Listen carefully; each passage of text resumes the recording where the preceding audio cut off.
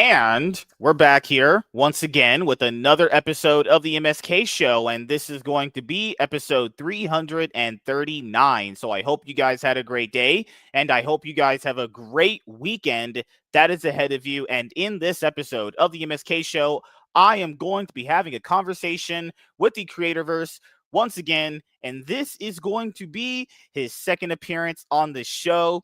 So what ended up happening last week when we tried this was we were literally going to wrap up the show. I was doing my usual last two questions that I asked the guests that I have on the show, and then its internet went out.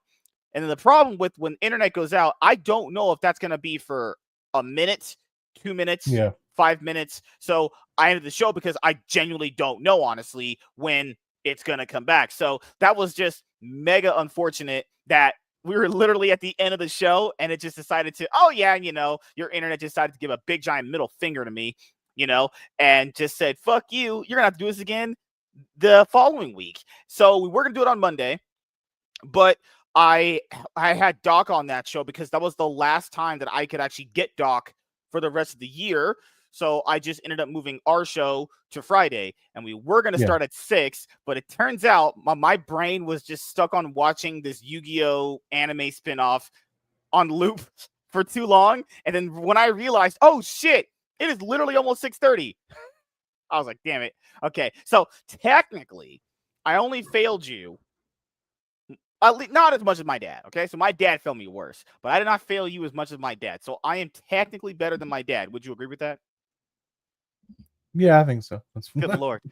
Also, it is Halloween for everyone. So happy Halloween, everyone. This is the start of what I would always say is the holidays, because you have Halloween, then you have Thanksgiving, then it's Christmas, then it's New Year's, and then it is Valentine's Day. I'm pretty sure the holidays technically ends on Valentine's Day, but who really celebrates Valentine's Day like that anymore? Unless you're just a fucking whore who's just walking down the street half naked in a costume or whatever women do these days, which I do know about because I am a connoisseur of the women, actually, as they say. I actually do celebrate Valentine's Day. It's one of those things where, as a Christian, I celebrate it because it was the beginning of Saint Valentine.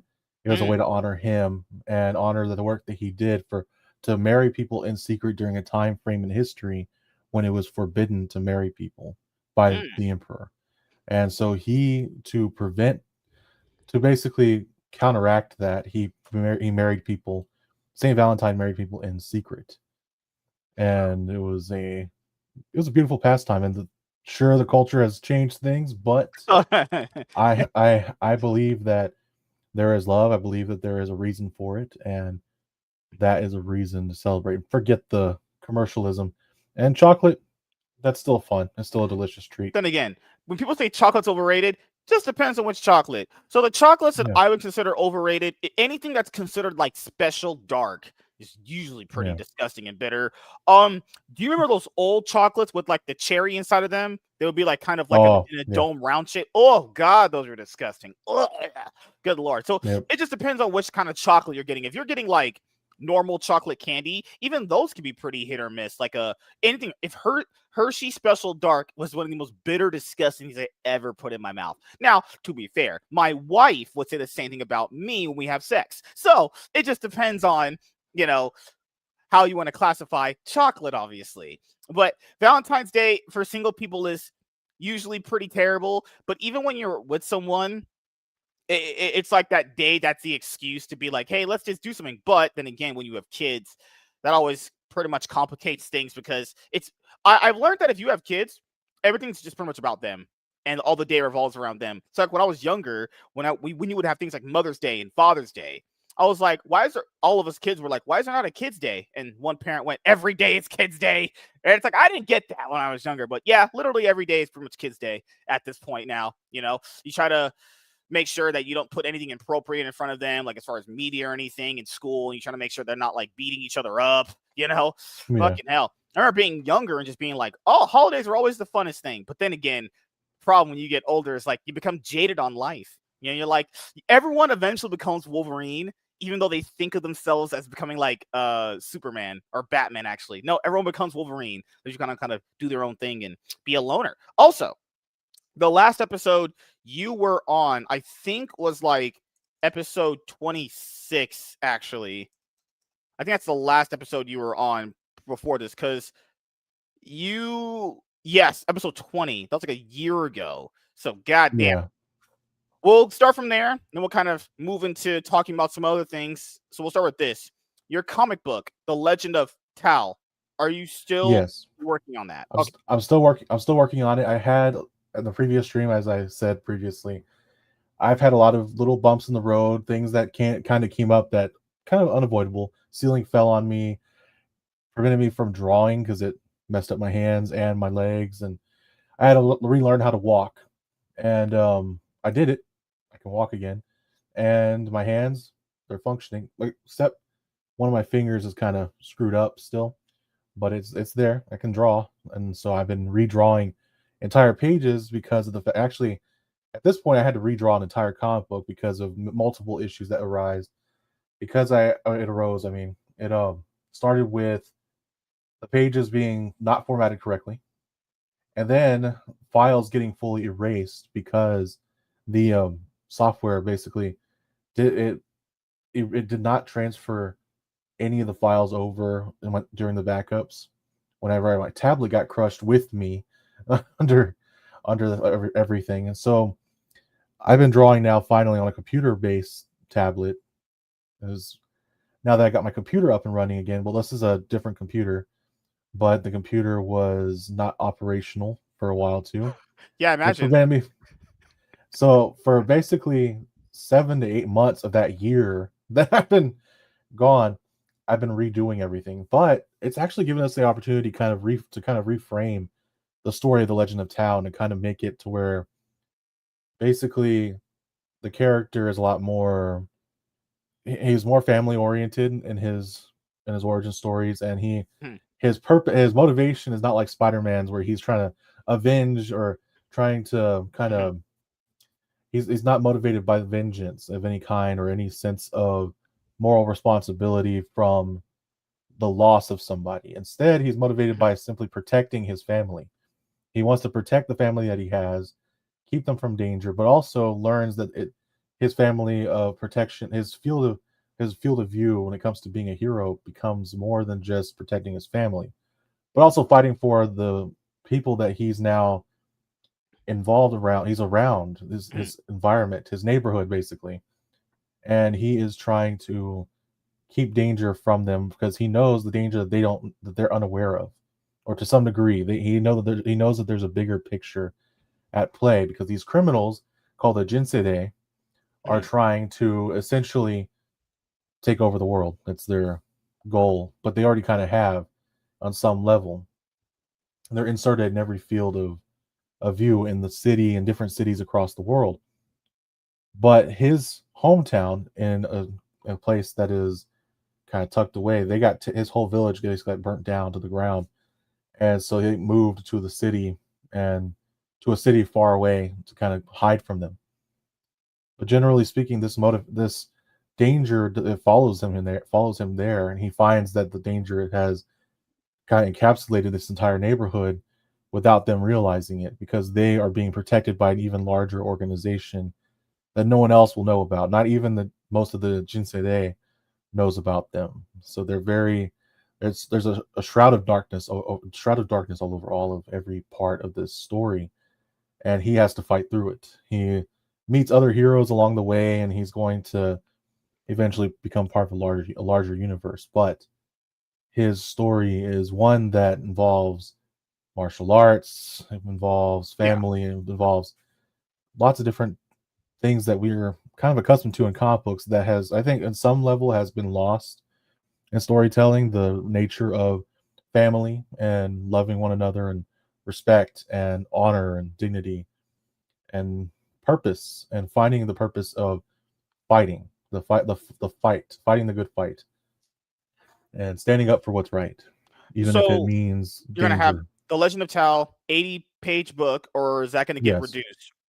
it's going to be 80 pages still. It's just that Okay. we're redrawing it, Okay. and It's gonna be one of those comic books from like back in the day where it's gonna be just a complete story in that with threads to go into a sequel book if you choose to do that. yeah, that's exactly what's going to be the Okay. story launch. It's kind of it's a complete story of his origins essentially, and then it becomes his it's like Mhm. a launch mechanism to propel him to the next story. But more importantly, it like you don't need to like if you want to just read this book, you've got his full story of how he became a hero. And for the complete story, that's what it takes place in the first one. Then I intend it to really be mostly a 3-book arc to begin with, potentially 4 books as to begin with, and then carry on into possibly smaller books later on. But for now, we're focused on one, and we're gonna keep focused on that one. And Yeah. we also, I mean, we have other comic books too that we have in mind, but if we can get them all done, great. If not, it's not a big deal for now. Mhm. For us, we want to believe in creating. I mean, we believe in creating what we can with what we have, and so Yeah. every we're not Rippaverse, we're not any of those big companies. It's just me and my brother, and potentially one day my sister. She actually has an interest in our work too, so it's should be interesting. She's So also into you animation draw. and such. So you do the Yeah, drawing. Your brother is the writer, right? partial. We both share. We kind of co-work on these projects together. We both do the writing. We both Mhm. he I do most of the artwork, but he does most of the concept art, Okay. and Right. I just kind of fix it and make sure it looks good. Yeah. And your sister, when you said she wants to get in on the book potentially, what would she be doing? Like lettering, Well, like editing, she knows she's actually a good artist as well, but she and that would also help actually having yes, other yes, people draw the pages too. yep. And even if it's just promo art, I'm okay with that too. To begin with, just to draw the Yeah. promotional stuff. Hmm. But also, she's learning 2D animation as well. Yeah. She's actually she's actually pretty good at it. But she knows also how to do 3D model design. So other things for the potential future. I have a 3D printer. Let's just say there's ideas Yep. in the You future, can definitely and make a Legend of Town mask with that. I know Savage Dad always makes stuff with his 3D printer. I'm like, you know what? I'm poor and black, so I can't get a 3D printer. But what I can get is my EBT SNAP benefits come November 1st. Oh wait, you can't. Sorry, too soon, guys. Sorry. Oh God. But the other thing I wanted to ask was that when it comes to like crowdfunding, a lot of people actually just don't understand this because I've talked to a lot of people that have done this now. Making a comic book is just not a cheap thing. Even making a 24-page comic book that people would see at their local comic book shop every week, guys, those took a lot of money to make.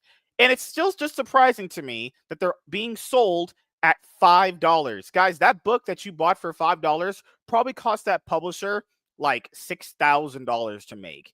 Minimum. Maybe less than that because they definitely not paying people the best wages doing this, right? So just think about that. A yeah, 24-page book could cost anywhere between like $5,000 to $6,000, you know? And there's different jobs when it comes to making these. Some people do more of the jobs themselves, like Lunchbox Warren. He does art. He knows how to do art like you. So you wouldn't have to pay an artist, which would be a good chunk of where the money would go anyway. And then the next chunk of it would go into shipping the book, actually. But then you hmm have to hope for actually raising enough money, which is another task in and of itself because people just think because they're just doing the thing, like I'm doing something like this, and they think people are just going to just give them money. That's just not how it works because a lot of people no, need to get this in their head. Just because when you think that you're going to do something that you think is special, everyone else hmm is already doing it and then probably going to do it at the same time you just thought of doing it, and then or yep, at some point are going to execute on that too. So when I got into like knowing what indie comic books were and how they function, everything, I was like, wow, people. I can understand why there's drama with it just in general, but I'll, oh yeah, most of the drama is not just at a certain point, dude, I was like, it's just not that interesting because because most of it is the same recycled talking points every single time. It feels like it's every on single repeat. year it's all on Yeah, repeat. It feels like people just don't understand. You can agree and disagree. That is fine. Like we don't have to agree on 100% of things, but most of the things that people disagree on is stuff that is like we just have a different look on how we see things, which is fine. Like you have yeah, people saying like, "Oh, well, your indie comic book artist is bad." Well, and the person was like, "No, your indie comic book artist is bad." Does it really yeah, matter? Well, none of this shit is going mainstream anyway. This stuff won't be in comic book shops. And if you guys don't even understand this, even when it comes to mainstream comic book stuff, with a company as big as Image Comics, which has massive legacy name brand value to it, even they still struggle with trying to Yep. convince people of these unknown properties that you should go to your comic book store every single week and buy the books. Them, the biggest indie mainstream comic book publisher, still struggles with convincing people to go and support the things. So this like notion that one person in any comics better is stupid. But not like it's a that is so unbelievably retarded that people argue over such trivial shit. Hey, my unknown nobody but fuck character is better than your unknown nobody but fuck character. Does it really matter at the end of the day? Does that really change how people view the characters? No, Because it really shouldn't. For me, it's one of those things. For me, I actually, when it comes to any creators, one of the problems I have is that mhm, their behavior, in my opinion, will actually dictate whether or not I buy the book. Their behavior is that of a child, very childish and mhm, very self-centered and completely psychotic, I think, at times.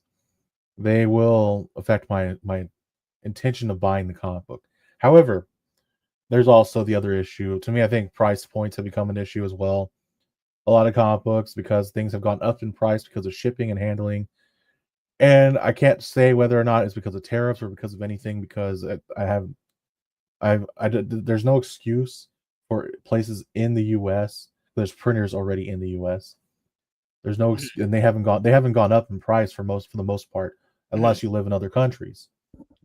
But for the ones in the US, if you are in the US and printing in the US, it should not go up in price. If they are, then you gotta find another printer, because it's kind of ridiculous actually. And however, there I will say I could be wrong. This is why I haven't really decided on going to print. I might just stick with digital for now and charge 3 5 bucks. I'm not in this to and I'm not entirely in this to make a living off of it. There's lots of things I Yeah. can do to make a living. It'd be great No, too. crazy. Actually getting a job. It's crazy, right? When people think Yeah. that in any comic books you're supposed to just be able to make a living. No, no, no, guys. You get a job for that. By most people that do this, from what I know, Mhm. even doing it like the way you're doing, have some Yeah. other form of income that they use to fund this as a hobby to maybe Mhm. potentially later on make it a thing where you could make a livable income off of it. But if Yeah. people don't actually even get this, dude, people in the mainstream like this working in Marvel and DC, unless they're working on, for what I know, like even maybe 8 books, whether they're writing 8 books or drawing 8 books or whatever, even they still don't make a livable income doing this. And these are people, guys, drawing and writing on characters like Batman, Superman, X-Men, Hulk, Yeah. Spider-Man, all these big name characters you can think of.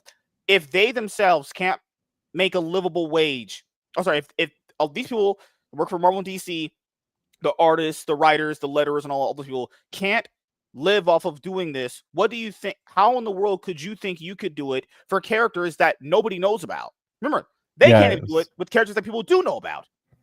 Exactly. It's become a thing of, you have a rat race going on right now with these comic books. Everyone's racing to get to Yeah, this finish line, as though there's something at the other side. I don't even think there is. I think that you're just going to have to create. We're going to create, yeah, hope for the best, and I mean, it'd be wonderful to go back to the days when randomly some person would be like, "Oh, here's," they post their product online, and suddenly, out of nowhere, 10 million people buy it, and then you're set for life. I hmm mean, that'd be great. If 10 million people bought my digital comic book, I'd be set for life, and I would just continue yeah, making comic books for fun, and I'd put that money towards printing it, and there you go. Maybe, potentially, it's one of those things where I'd rather have continuous stories keep coming out, and then hire people whenever I get the chance. But to hmm begin with, I don't care where it's going to go from here. For me, it's all about trying to create something that my brother and I have within ourselves, our vision for hmm a fun idea for a comic book. We have a lot of comic books. I have stacks of them all around this room I'm in right now, As you can see from of mine, I got comic books. plenty of them. Yeah, Yeah, so like I have one stack here next to me that I haven't read yet, and I have another stack of like 300 comic books in the back, and then I have another stack on this side over here, underneath Grogu over there for no reason. too many And yes, I Grogu's. have, God, I can't get yeah, away from that little thing. Warren has the same that thing one too. that Why do you guys buy Grogu's?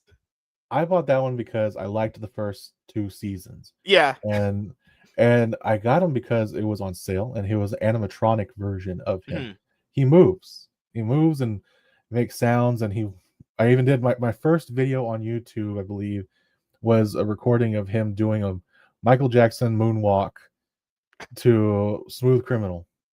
That that was I had him doing that back and forth on the floor. It was a fun little thing. I got it for Christmas as a gift for kind of like everyone. Mhm. And it was just a thing that we all shared. It was something fun in the house, and that's it. But it was one of those things where I couldn't. It's like Grogu. It's cool.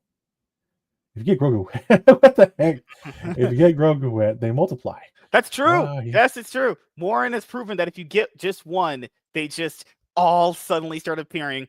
And then the other thing that people don't even get is that I think when you do this kind of thing in indie comic books, just even getting one book made, done, and it's properly fulfilled on time when Yeah. everyone gets their book, and then if you have any leftover profit potential, which are not, I guarantee most people don't, that's when I would consider that just that itself a success. But you have people Yep. who, kind of, I would say, yeah, because I would classify this as luck. When you have people that will kind of luck into getting a lot of money for their stuff because they maybe Yeah. had credentials from working on Marvel and DC, or people just kind of liked their book and they just gave them money for their book because they just Yeah. like the concept of it. And then other indie creators go, why am I not getting that money? Well, guys, it's not one of these things where, like, if you go out of your way and be like, I deserve that money because the other person doesn't, nobody likes that. Like, you just kind of have to let people pick what they want to enjoy and consume as their entertainment. It's just what it is, Yeah. like, no one, in my opinion, deserves or under deserves that kind of thing. It's probably one of the Exactly. most random things ever. Like, even when it comes to movies, right? There are movies that I watched in my life where I think these movies should have been making way more money than they did at the box office, but they Yes. didn't. I was actually telling my brother about this. There's two movies I think about. One animated, one live Mhm. action. Live animated, Treasure Planet. That one, Great it movie, should have it should fantastic have movie. Yeah. it should have been a generational movie that everyone knew about. And Hmm. there's I swear there's people who don't know about it. My sister, she's watched it and she forgets about it sometimes. And I will say this, mostly men watched, or young boys at the time, Yeah. kids, little boys watched it the most. I know because I was Mm. one of them. But the fact that my sister barely knows about it, and she knows about all Disney movies, so it's kind of funny. But then there's the other live action that, although many people will probably clown on me for saying it, I liked the movie Morbius. I actually liked it. Now, not because of Morbius itself, the character, not because of the character he played, but because of the way the story was. I actually liked the story. I liked the way it showed. Like, it was a good movie outside of Marvel. Like, remove the Marvel element. If he had just been a vampire character, vampiric, based on science Mhm. and all that, keep all that, remove the Marvel part, it would have been fine. It would have been a Mhm. great movie. But because it was not exactly Marvel comic accurate, it kind of weighed down the whole thing and ruined everything a little bit. And of course, the other issue, Jared Leto. That was the Yeah. problem. He is in every movie he's in. His personality's flat, and coming from someone who has somewhat of a flat personality myself, it is, I am what I would say is the most mild mannered person you'll ever meet. So seeing him be more mild than me was dull, but there were moments that were good. However, the character Milo and the way they had him, he was just, I feel like there needed to be more brutality a little bit. Mhm. And the girl in it, she was flat as well, but she was the same way Yeah. in Andor. Same thing in Andor. She was no different. She was the same actress that was from the Andor series, and the character, she keeps getting cast these characters that, unless that's what they want her to do. I noticed this is the main thing that I noticed. They cast people who are good at a certain trope, Yeah. and the problem is those tropes are not usually likable. They're not. It's bland. It lacks any sense of human behavior. No human acts that way. Unless it's the kind of, again, it's an unlikable person, the one that you never want to be around, and it's Mhm. Kind of sad actually, but it's when you got these characters in there that could have been good. Story wise, actually liked the story.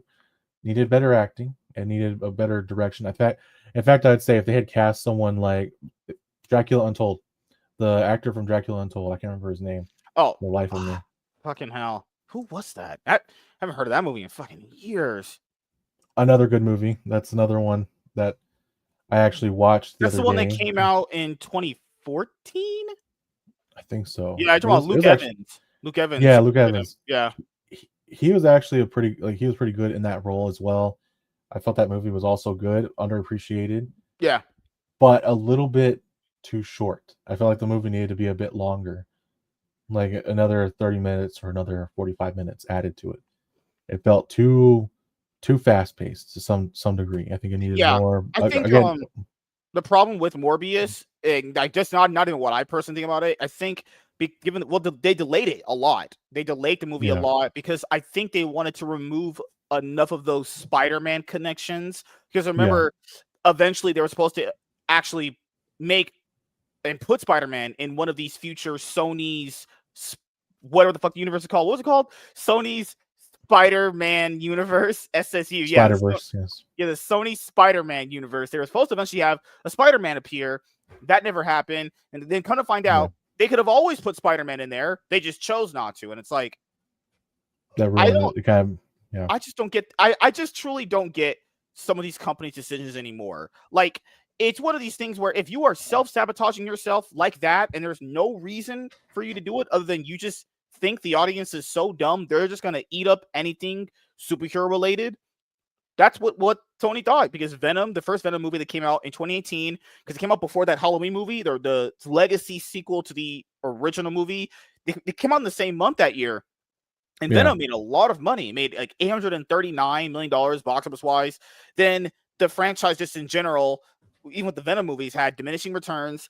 And then the movies like Morbius, Madam Web, and Craven, they barely even made like $100 million. But it was just Yeah, based off that first Venom movie. The first Venom movie, Sony thought that around that time period, because you had Infinity War, Spider Verse, Black Panther, and and I think it was Aquaman came out that year too. A lot of super movies, right? They were making a lot of money hand over fist. They thought that they could just put out anything superhero related or yeah. comic book related, even if it was for a villain, and people were just going to go to theaters to watch it.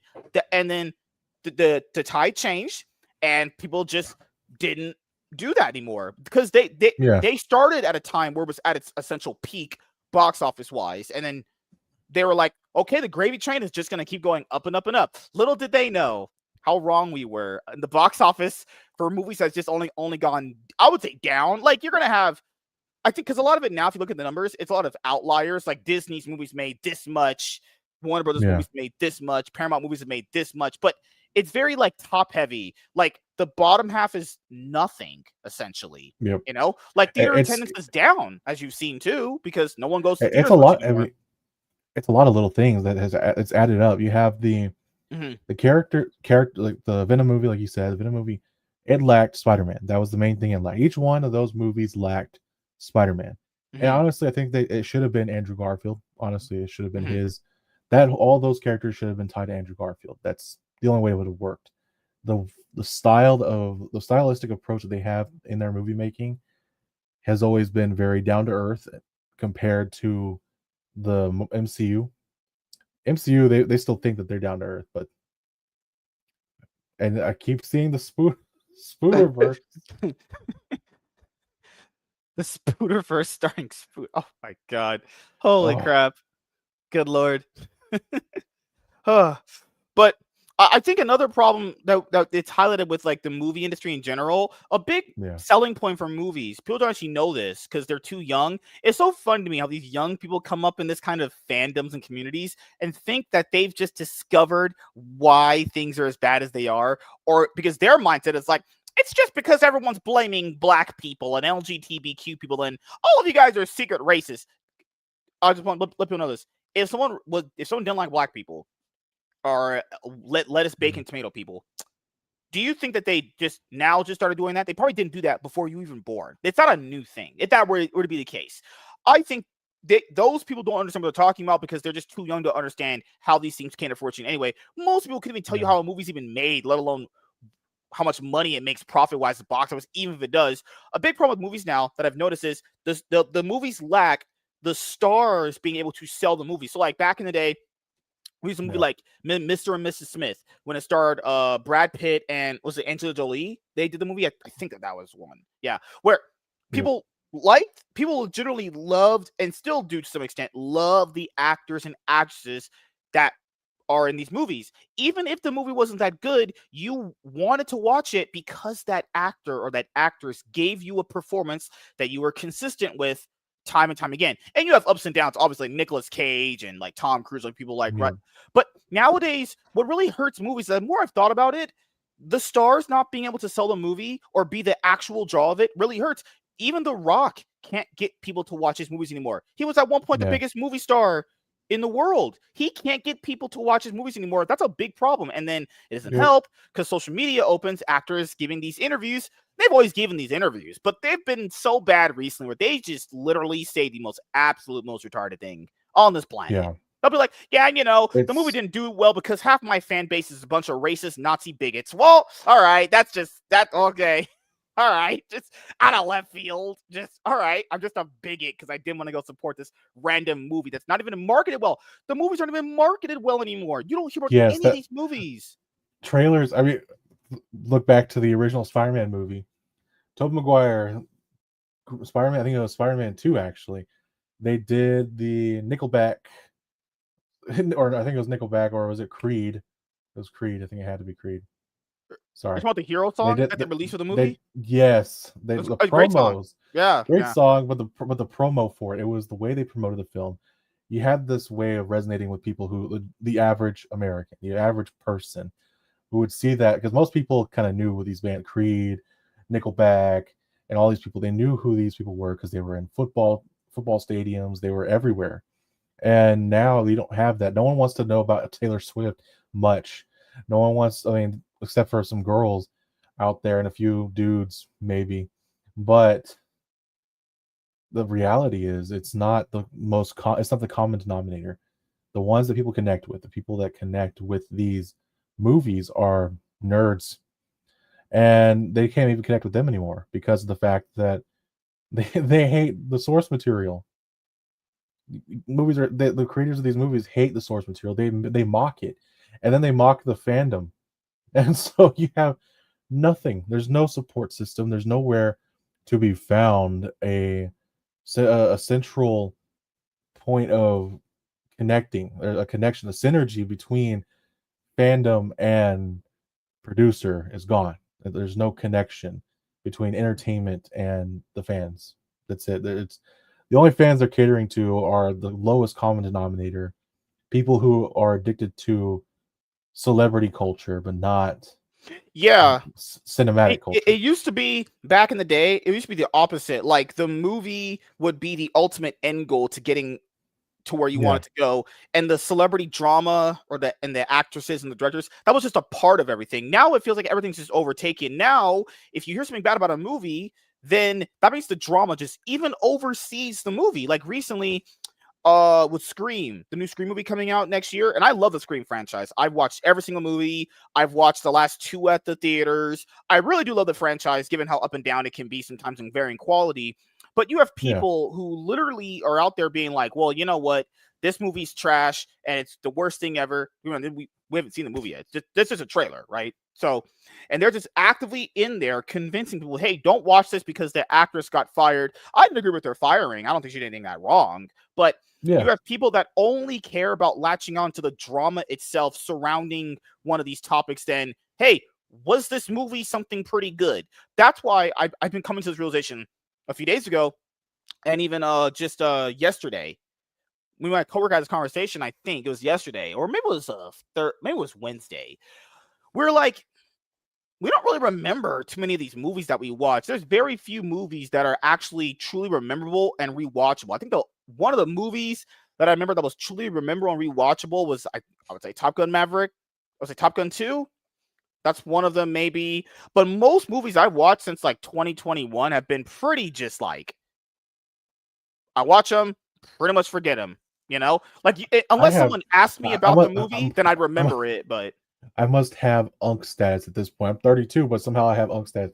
I remember let's see. The Last Dragon.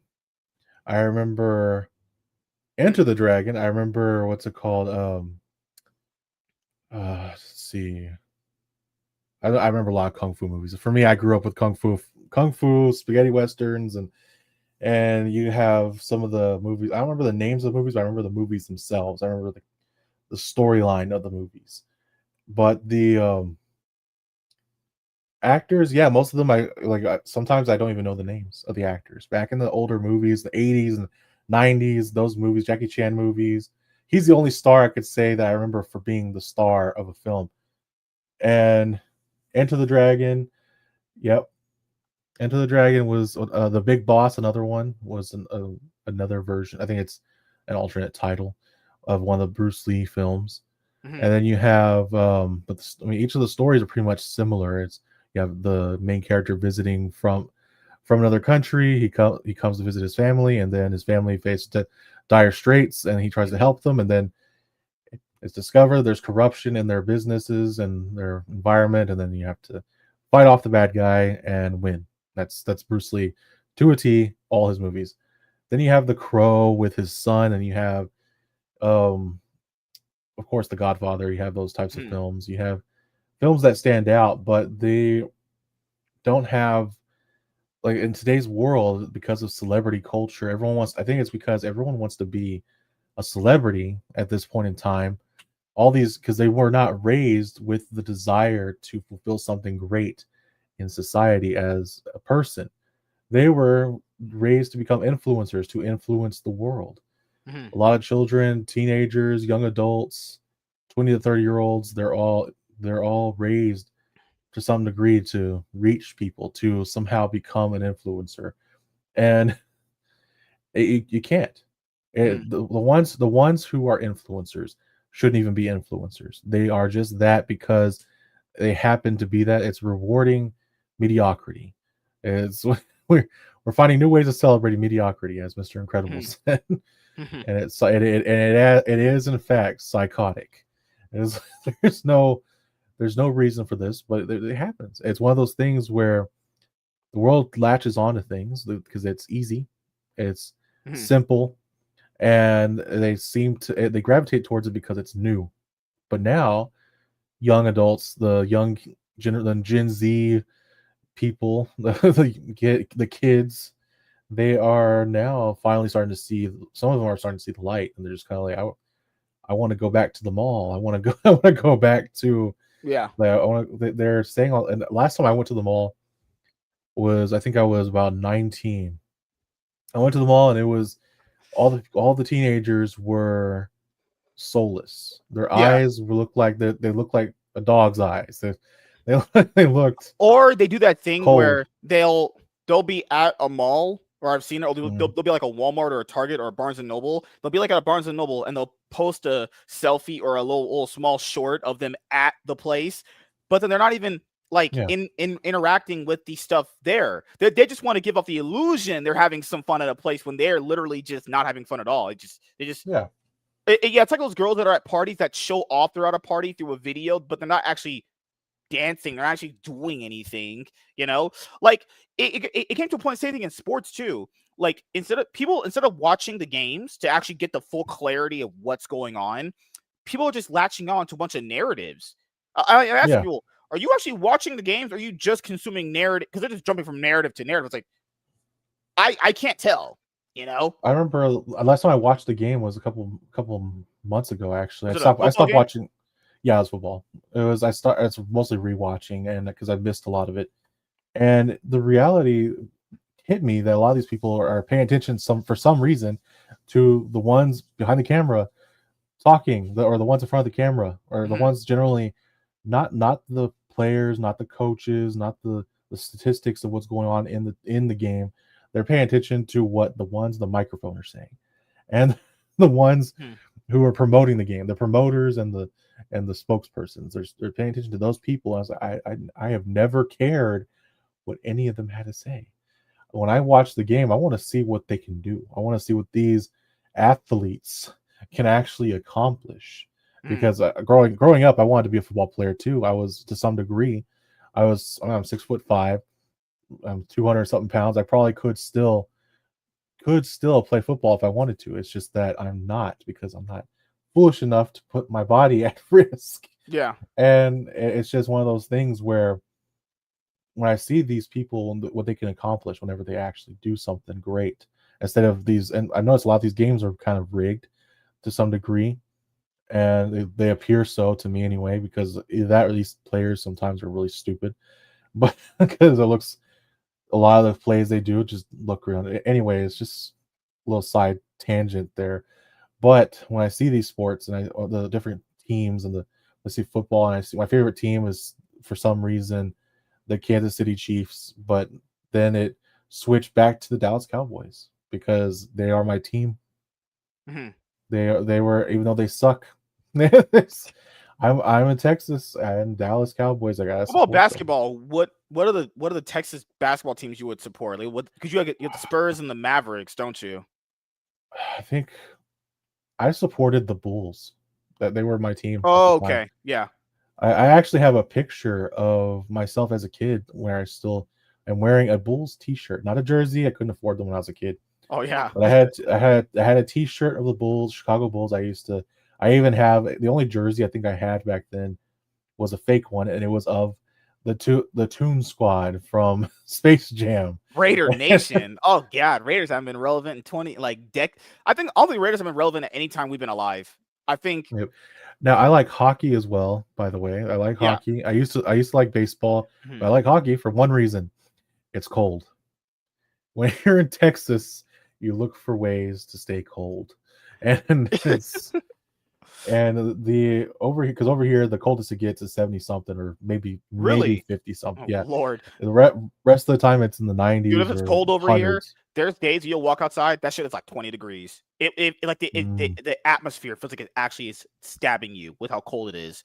I still Oh, that's just can't even wonderful. I still can't even think how people even work in that kind of environment. That is insane.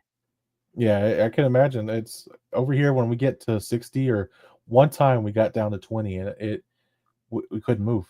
Like, I was just in bed like a Oh, I remember statue. you guys had that really bad snowstorm like a couple years ago. Yep. That was very bad. Where We were generators like we froze up or some shit. God damn, that's terrible. we were lucky enough to have very few power outages in our neighborhood, Hmm. because our neighborhood was actually secure during that time frame. Hmm. Our particular neighborhood had just gotten repairs to the electrical outlets and everything, and our wiring was brand new. It was all copper wiring, Hmm. so we were good. It's like Hmm. we had a couple blackouts, but it was because someone had literally crashed into power lines and knocked down posts, but they fixed them and it was done within like a day. But it was interesting to say the least, and we had good neighbors, and we had a fire outside that we went outside and enjoyed a little bonfire. You had But people. I remember on Reddit. Like, I usually didn't go to Reddit, but there are people that said it was.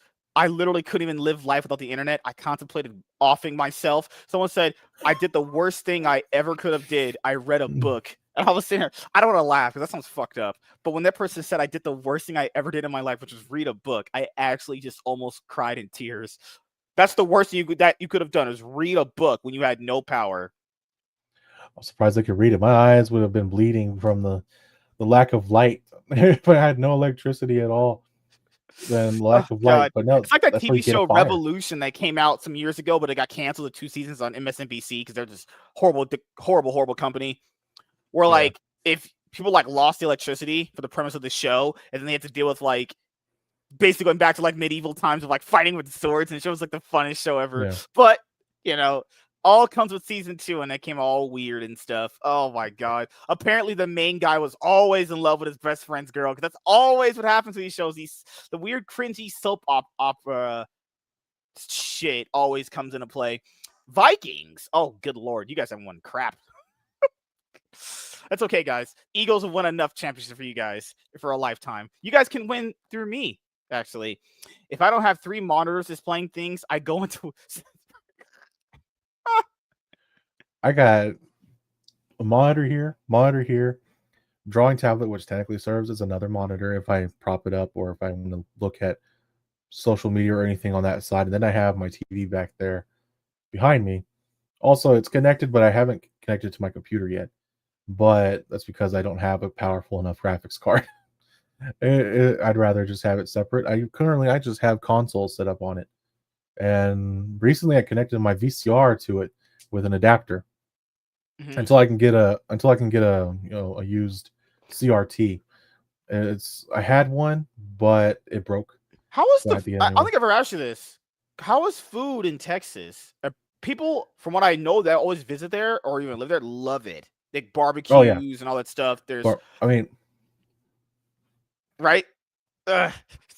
it's like look at me. It's like it God, is food is good. It is good. It good is- lord. you Are you can't. are you a big seafood guy? Eh, not in I'm Texas. not a big seafood guy. I really can't get into it as much as other people can. I'm not a seafood See, enjoyer that much. I could what I don't like is catfish. Everyone loves Yeah. catfish. Everyone adores it, and I it tastes like leather to me. Without actually, no, leather tastes better. Leather has a Maybe kind my of wife's beefy vagina flavor. tastes better than catfish. I don't need to know that. But Well, joke's on you. She's not real. She's my couch. there's that. But no, the food here with me, yeah, barbecue. You got Tex-Mex. Tex-Mex. Now, many people will disagree with me. It depends. I think the problem is many people go to the wrong places. They keep recommending taco trucks and whatnot. Over here, it's about grandma's home. Like you got to go to the grandma's houses. And most people, if you got a friend who's Hispanic, they will invite you at some point to their grandma's home. Like it's gonna happen. It's bound to happen. Mhm. But seafood in Texas, not a bad. It's not a good idea to get it unless you get Mhm. maybe white cod, maybe, or you get salmon. But even then, it's kind of meh. Yeah. But when it comes to and fried fish can taste pretty good, but it often tastes kind of dry. Mhm. And That's the problem with compared fish. to You pretty much just have to make it well done for it to pretty much not kill you. And yeah, then that's at point it's too dry. There's no juice. There's no flavor. I now I couldn't even do. get the people going to Red Lobster. It's like you want to eat lobster? I don't know There about was a that one. there was a there was a place there's two places I used to go that were pretty good at the time frame when I went. I was like 12, 13. I had a very sensitive palate, but this place had pretty good fish. And they had there was a place called Rockfish. That was one place. Another place called Joe's Crab Shack. And that both of those places were pretty good for a while, and Mhm. then eventually people Karen started ruining it. The Rockfish was probably my favorite because it was kind of funny. They'd give you as an appetizer a bowl full of yeah, it's Joe's Crab Shack. You're laughing. I get it. It was good for a time. I didn't say it was. I went twice. Two times it was good. And then one time someone brought me some and it tasted horrible. Mhm. And they said that's just what it's like now. And so I never went back. But when it came to rockfish, they had some of the best fish. Everything was grilled or fried on an open fire. Like it was well cooked at the time frame. It was felt like cooked as it should be. Like it was a Yeah. way that it should have been done. And they had this thing that was just kind of corny and just something about it. It was kind of corny, but I liked it. Where they gave you a bowl full of peanuts, but then they basically they would give you this bowl full of peanuts or a basket or something. I couldn't tell, but they give it to you and then you eat them, and then what you do is to discard them. You throw them on the floor. Mhm. That's what. But kids and the parents that were not taking care of their kids would allow them to throw the peanuts at the employees and throw them all over, not just all over there was areas you could tell where it's clear that it was safe to throw them, but everyone would throw them in a spot where you knew the servers would come out and the nuts would trip them up. People got injured, Mhm. and so they stopped allowing that. And little by little, it kind of you could tell the atmosphere changed, and no one wanted to go there anymore. It just kind of ruined the environment. It was that it used to have this kind of devil may care kind of environment. No one really cared about it. It was just a place you could chill. Yeah, they had a jukebox there. That was actually kind of cool. they got a modern one. It was okay too, but then little by little they started censoring stuff. They started changing things. Everything kind of underwent some form of gimmick. Yes, they were gimmicks. Yeah, it sounds like the place went away like Kmart did. Like remember when Kmart was kind of a big brand? It's not people don't even really mention I it don't anymore. remember it. I don't remember I that didn't much. grow up. I didn't grow up with Kmart. I grew up with this place called Montgomery Plaza. It was a place in Texas. Solely a Texas place. It's a Texan like shopping center, mall, kind of hotel mix. They Mhm. had everything there. It was a kind of catch-all because, and it's been here since the beginning of Texas. I So just typed it's into AI. Is Kmart still in business? They said they still are in business, but the a very big one just closed in New York, and that would make sense. Like New York's expensive as hell. I'd imagine they couldn't make any money there. The last ones that are out are like smaller, are in smaller locations, like Miami, yeah. Florida. Good lord. Oh God, I, man. I heard I heard that they're trying to bring back Toys R Us. Now that one was something that I was surprised by, and I heard that that's surprisingly doing well. From what Yeah, I've heard, yeah. it's and Texas actually the first one that opened Mhm. publicly was in Texas in a Macy's. I think it was a former Macy's place or something. It feels They so turned it. bad knowing that like toys sales haven't been a nice revenue stream for properties in a long time. Star Wars is probably the one where it just torpedoed from Yep, down. it was that and Funko Pops. Those Yeah, two are the things that those two they used to be the thing that propped up the toy industry. I think at one yeah. point because they were still manufacturing classic type figures. And Mhm. pardon me if my breathing is coming out wrong. I'm kind of I was under the weather all week, so Very good. I'm just now bringing it up because I've been feeling like that all week. So it's kind of yeah. But the anyway, what I was saying was the Toys R Us places and all these types of things. They kind of have they've lost that they lost their platform or they lost the people that would bring them everyone in. They've lost the toys, the IPs. I think they need to go back to bringing in toys from people like made up toys. Max Steel. Remember when that one was a toy that everyone talked about? For me, it was everything everyone talked about. There was that and Beyblade.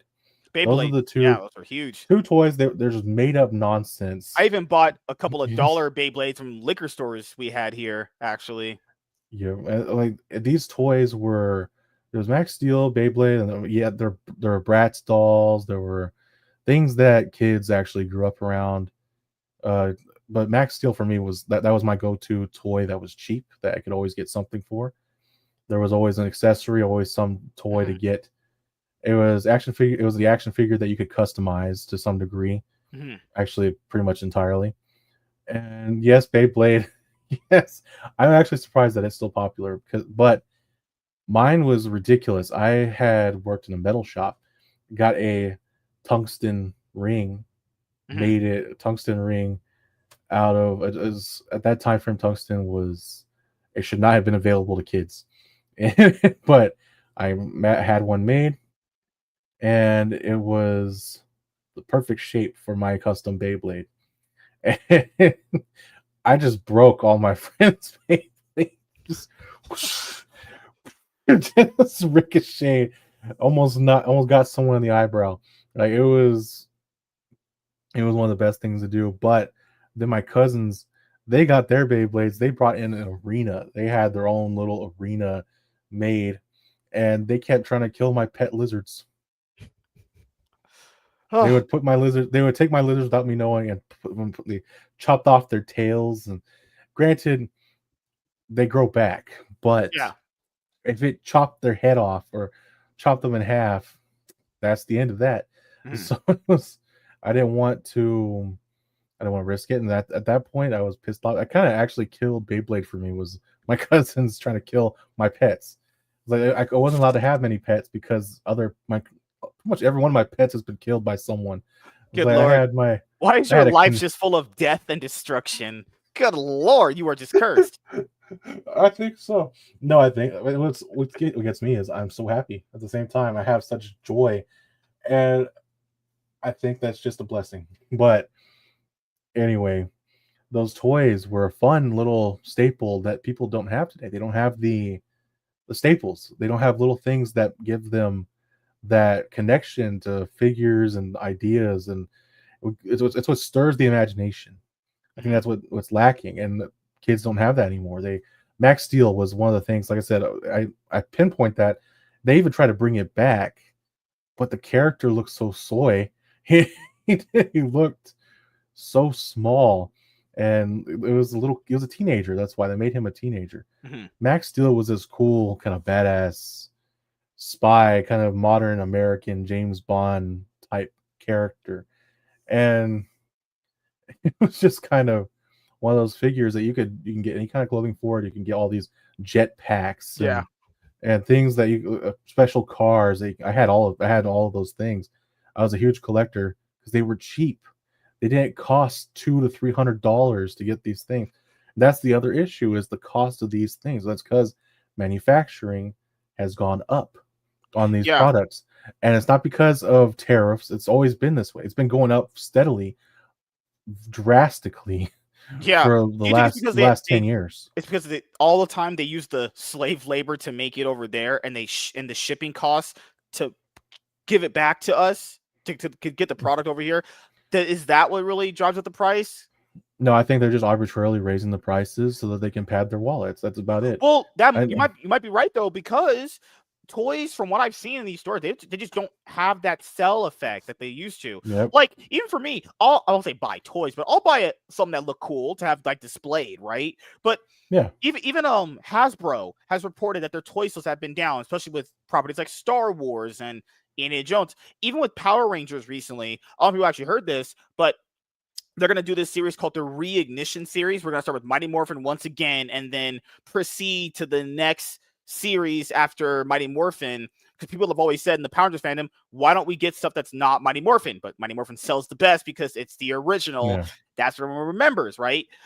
So Yeah.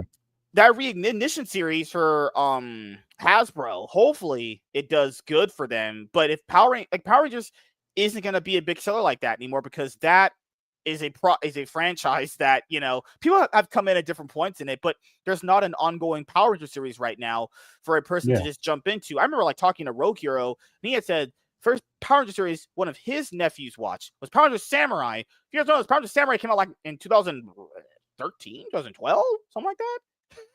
That Yeah. was his first Red Ranger, was Jason.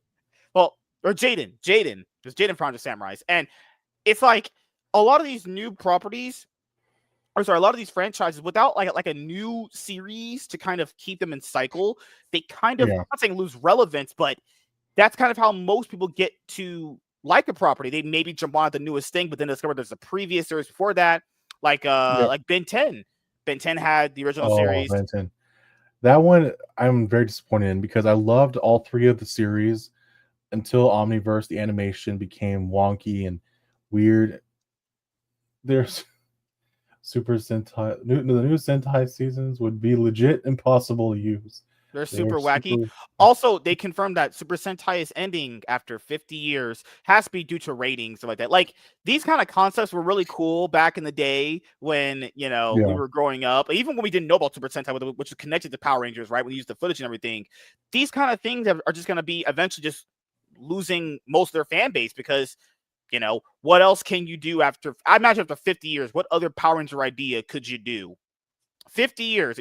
There's no way that they haven't not tried out a specific idea, animal, style of suit and everything. Like, but Yeah. I'll always love Power Rangers, and It's the one Super Sentai series that I watched was Go Kiger, was really, really good. But you know, yes, people get tired of it. You cannot do the same thing over and over again. It's kind of what happened unless you're with the Pokemon, then you can do MCU. that forever. Unless you're just Pokemon, you can do that forever, and no one's gonna get tired of it because that's Pokemon. For some reason, Pokemon is just immune to never trying new things, but people just don't care because it's just Pokemon. Yeah.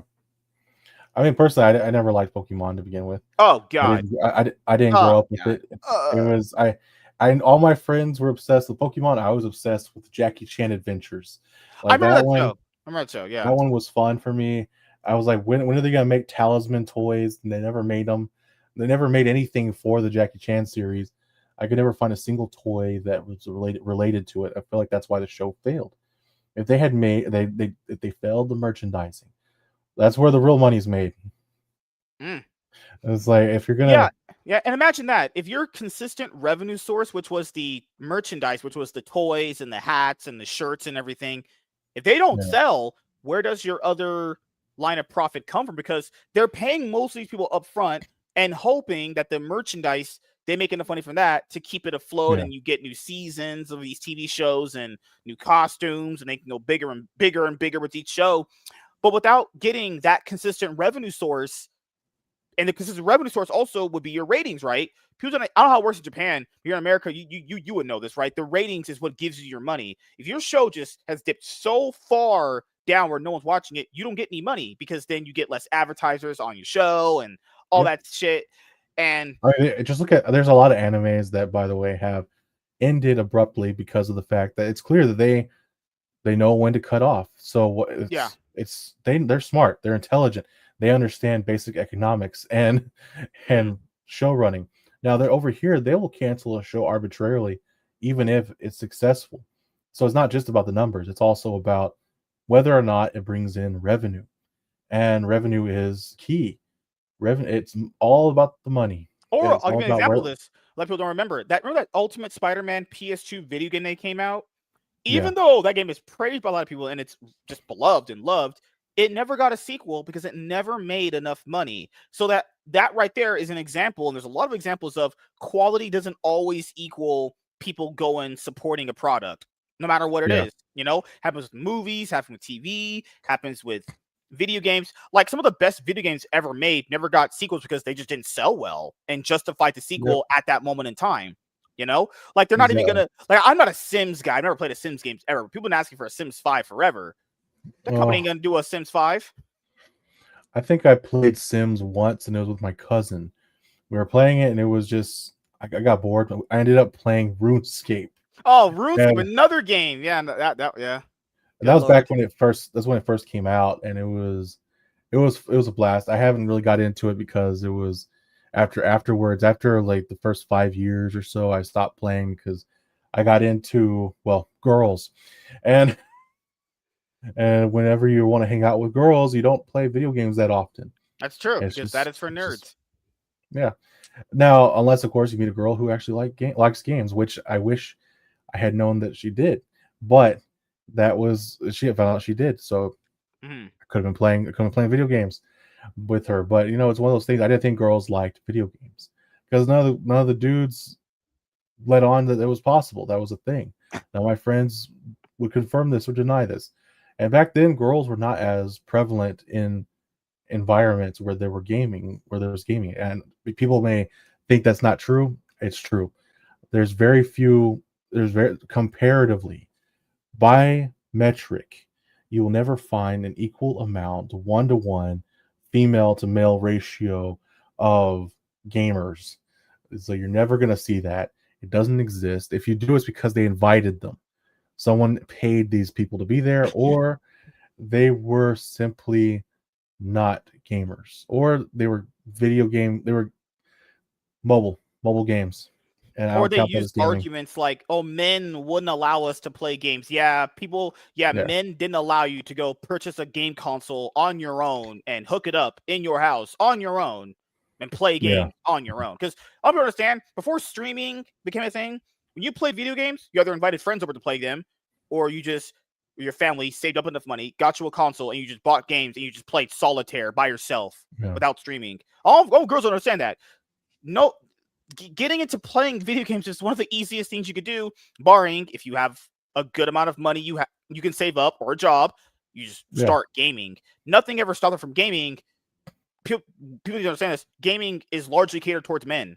A lot of mostly nerd hobbies are catered towards men. I don't know why people think Yeah. it's a crazy take. Or that's sexist when you see that. Most of the stuff is catered towards men because they're the biggest. You see them as the biggest consumers of it, right? If Yep. women were just as big as men into any of these nerd stuff, you would see them here. It would just be a natural thing. We wouldn't have to explain Yeah. it to you. It would just I kind of think happen. I think it has to do with the fact that for most women, a lot of them, not Mhm. all of them, but this is where you'll see This is where the metric plays Yeah. into things. It introverts. Hmm. Introverted women, most of them are gamers. A lot Yeah. of them. I think those are the only ones, and there's not as many introverted women as you would think. Yeah. Yeah. So I like those women because I'm also partially introverted. I like to keep to myself. I don't like to go out there. I'm on camera right now only because it's cool to hang out with people. Hmm. Hmm. And it's fine. But when it comes to in person, I don't like to do it all the time. Every time I've had bad luck hanging out with people, they get easily offended, and it doesn't take much. It doesn't take much at all. I could say the most milk toast thing in the world, and they will get offended. And if I mention anything about my faith, or mention anything about a game, even just that I like or dislike, Hmm. oh, they get under my skin and they come after me, and then I'm like, bring it on. just Hmm. and then I wait, and then some of them will respond, and I'm just here wondering why did another fight happen? It's like why did another struggle happen? Is that Yeah. I don't have room. I don't have time for that. I don't have the strength to fight another person or to get into arguments. I don't want to do that. And so being an introvert, you have the choice to stay at home. Yeah, that's why I have collections of stuff. I have 3 or 4 bookshelves full of movies, 3 or 4 bookshelves full of books. I have 3 or 4 bookshelves full of now I have a few bookshelves filled with VHS tapes of movies that I have watched when I was a kid. I have all kinds of stuff to do here. Soon I'm hoping to get an arcade cabinet. Then everything's set. At that point, it's all set. I got 3D printers, arcade set up, and I got Mhm. retro game consoles, and I got new consoles. All the stuff that I actually take the time. I'll play all of them for an hour or two at a time just to enjoy it all. But that's for me on weekends. That's my chill time, my moment of uh, just melting into my seat and enjoying enjoying the weekend. And I think a lot of people they know this, but they don't know how to cater to those people without alienating another group of people. And so they Yeah. want to get the women. They want women spend the most money. I'll say that they spend the most, but Hmm. they will not buy video games that they're not interested in. Introverted women will mostly play whatever they want. They introverted women will play video games. They'll enjoy pretty much most of them. But again, men, like you said, men are the primary demographic, and there's no way around it. It's because of the fact. It's not just because they cater. I remember a lot of these games. A lot of them are made by women. Surprisingly, Hmm. there's a lot of women I know who are in game development who actually made some good games.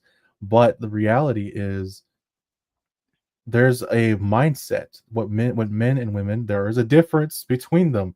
Yeah. There are differences, and they have different interests. Most women I've encountered, most of them they like going out. That's what their Yeah, women idea, their are a love little language is. yeah, women are a little bit more of the gender that will just want they want to go out. They want to like actually experience what they say the world as they Yeah, always call it. Like it's the reason why you see all these like girls nights, you know? And you yeah. ask them like, "Hey, why if you want to drink, why couldn't you just do that at home? But we want to hang out with the girls. Why can't you just do this at home?" They're like, "No, My we idea, want to." you know what my idea of going out is? I go outside to my neighbor and we just hang out right there on the front porch and Yeah, talk that about yeah. the day. We talk about his truck. We talk about the talk about the weather. We talk about the Christmas coming up. So Yeah. I plan on putting up the Christmas lights tomorrow. Tomorrow I'm putting up the Christmas lights. I have 3 Christmas trees. That's how crazy I am. I have 3 Christmas trees, but that's because I've collected them over the years. I collect stuff whenever I'm bored. But no, I collected these 3 trees, and this is a little quirky. I get it, but I got these 3 trees because of a children's book that I got when I was a Mhm. kid called The 3 Trees. It was a story about 3 trees that served a purpose in time. They didn't know what their purpose was, but each one wanted to be something great, Mhm. and each one got to become they got to be something great, but it required them basically first facing the reality that they were not going to get what they wanted. Not they didn't get to be what they wanted to be, but they still became something great. And so each tree became something, and it all leads up to one of them became the boat that carried some, like one of them became a boat that carried stuff that I think it was treasure, and the one of them carried a one of them became a giant, like just two trunk, looks like two basic logs at first, but then you realize it was a cross. It was the cross that carried Jesus. One of them carried the treasure of Jesus, that was his gold and frankincense and myrrh. Like it was each of the thing, each one carried something special that belonged to Jesus. And in the end, it showed that they all got to be part of the life of Jesus, the King of Kings. That they got to witness. They were literally the things that shaped the life of Jesus. They each became that, and so they were a great part of greatness, basically, without them even trying. They got chopped down before their time, and they still became something great. And it was a beautiful children's story, but it was the story that motivated me to get the three trees. And so I got three Christmas trees, one year after the other. I have two in the living room and one in my office. Mhm. That's where they go. It's gonna go somewhere over here. I'll probably change the camera whenever it's time. But yeah, I got a spot for the Christmas tree. Got another one, two spots for the Thanksgiving, others. a lot of food you guys gonna be making this year? Thanksgiving, I intend to make either potentially fried chicken or So you're black tamales. and waist down now. Okay. Yeah. We can give you the But pass. when I make, you should try this. It's Korean fried chicken, but with Southern seasonings. That's how you get the crunch, this extra crunch Really? with Okay. yeah. It's just some serious crunch to every bite, and it has lots of flavor. And you can put any kind of sauce on it if you want, and it tastes great. But that or tamales. Probably make tamales, or can do both. Who knows? Different parts of the month. Just see how it goes. But it's one of those things where I make stuffing. I also make I make a special green bean casserole that's not like anyone else's. Instead of using, I don't like that soupy muck that everyone makes. This onion soup cream stock that they put in. Yeah. It's Ugh. just it's it is nasty. Like, Casserole never been my thing. They but always look funky. I can't do it, what I man. do is I put a layer of the green beans they're fresh green beans that are freshly chopped. I chop them and everything, and I saute them in bacon grease, and then I put a layer of bacon, put a Mhm. layer of caramelized onion, and then I put another layer of bacon, and then the green beans, and then I put at the very top. Basically, there's three layers of a casserole, and at the top it has the crunchy fried onions on top. And that's a little bit more bacon bits, possibly, or I'll put some shredded provolone Mhm. cheese in between each layer. So it adds that without the soupiness, basically, and you get more protein. You get bacon, and it's sometimes I've been using beef bacon, but this time I'll probably use pork because my neighbor gave me basically 100 pounds of bacon, and it's all my freezer is packed full of bacon and beef. So I got some sausage in there as well. I got the Eckrich sausage. I got some Cajun sausage. I got all kinds of stuff in here. This is Hell yeah. And my the wife loves her sausage that she gets every night from me. But as we I walk wrap right it into that one. up, as we wrap it up here, the final things we'll talk about, which is first things first. Do you have anything planned coming up for the rest of 2025 going into 2026 that you would like to let the audience know about? I do intend to release a comic book this November. I was going to release it in October, but I still have a few pages I have to finish, and Mhm. once it's done, I'll announce it on X, the Yep. full comic book. It's going to be digitally released, and it's that one's only going to be 25 pages. It's a kind of spooky type of story. So those who are into Christmas, they get to hold on a little bit longer and stay away from the Christmas season if they want to still delve into the darker stories of monsters and mayhem. So it's called Primus Verde. The comic book revolves around a kind of vigilante who discovers a beast within, who is destined to basically vanquish demons. He is not a demon himself. He actually is a blessed one. He is one of the ones who gets power from the Creator himself. And he is a Catholic, but not a traditional one. And because of this, he is rejected by his family. Mhm. His family believes that he should abandon his pursuits of science and culture and somehow he doesn't. He still believes in the faith. It's just that he doesn't believe fully the way they do, and he comes to realize that he needs to in the fight ahead. And the voice, the still a still small voice that guides him to vanquish these demons, and but discovering what that darkness that he thinks lurks within is not darkness at all. The beast that he keeps seeing is actually the light that he needs to embrace. He gains these powers that give him strength, agility, and super senses, and Mhm. he's able to pretty much destroy any demon that comes his way. But it requires focus to control the beast. Yep. And when he discovers the truth, he will be able to control that beast. Yeah, that comes out next month, I believe, on the 25th of November. That's when I intend to launch it, Hell and yeah. it's gonna be on my Substack. I'll be putting it's free. My Substack is free. You can subscribe over there. I It's like will your post. OnlyFans. I see what you're doing now. Yeah, yep.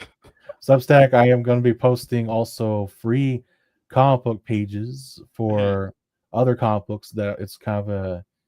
It's going to be just something free to. Everything in there is going to be free until basically I get a certain amount of subscribers. I'm just going to be honest about it. Get a certain amount of subscribers. There's going to be exclusive content Yeah. just for subscribers. But I will always put out a free page for everyone, and that's pretty much it. And I mean, there's other comics in the works, of course. Legend of Tao. I still have to release that. God willing, it will come out in December. Mhm.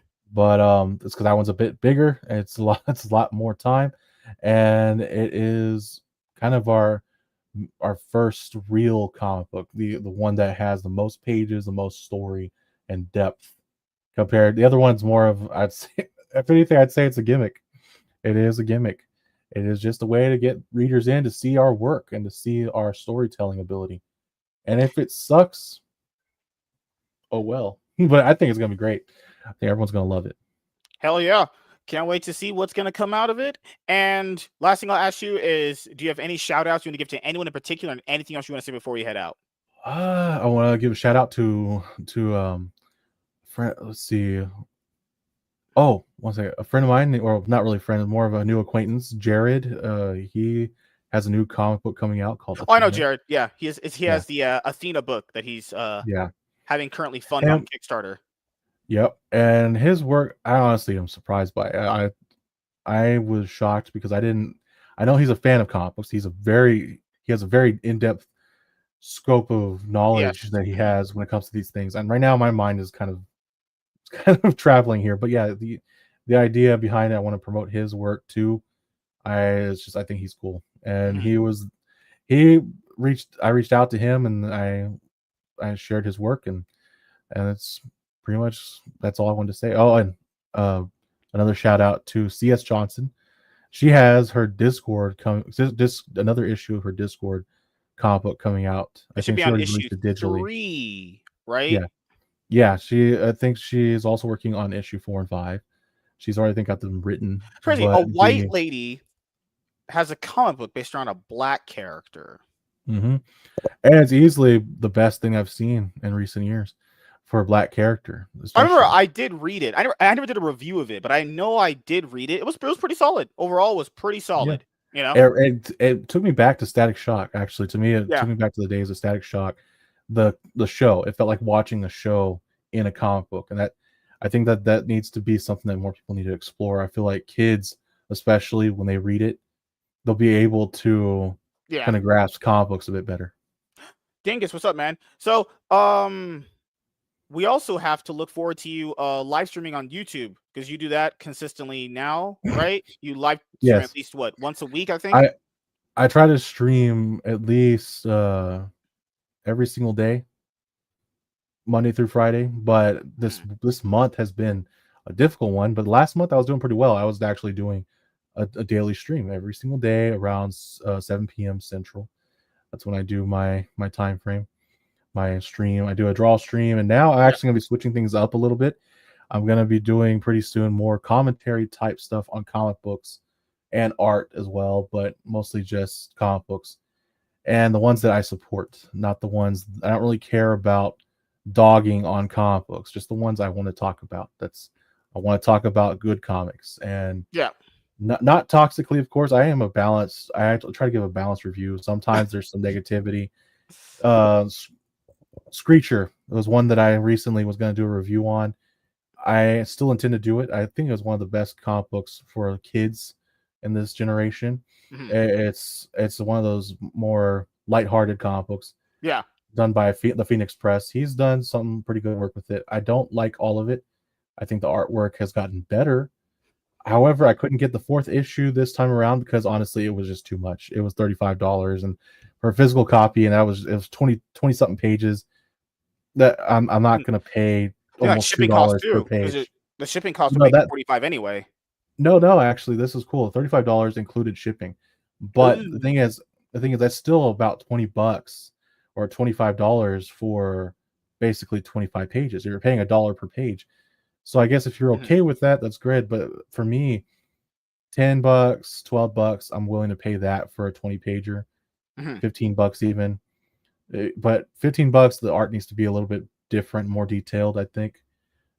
And the shading, lighting, and everything needs to be Yeah. more I think the bit more problem with his intense. series Creature from the first 2 issues that I read was the things that you said. It wasn't like it was inherently bad. It was just more like the Yeah. technical aspects need to improve. But then again, I understand he is kind of doing things on a budget based off the money that he Yeah. raises from the, crowdfunding websites too, you know? Exactly. It's I mean, he doesn't have a dedicated artist in house. He's commissioning someone constantly, and it's not cheap.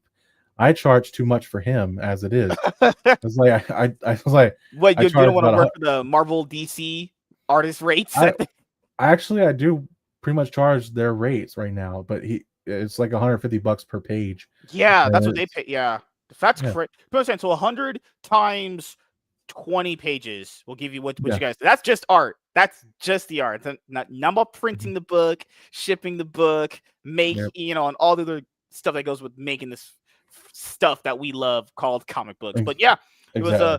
great to have you on for a second time, man. Happy holidays. If I don't get a chance to see you again, we'll definitely have you on again in the future. Good lord. First appearance of episode 20, around 339. So next time we see you, gonna be at least 700. Maybe you gotta push it really far. But no, uh, Nice. thank you guys for checking out this episode of the MSK Show. We will see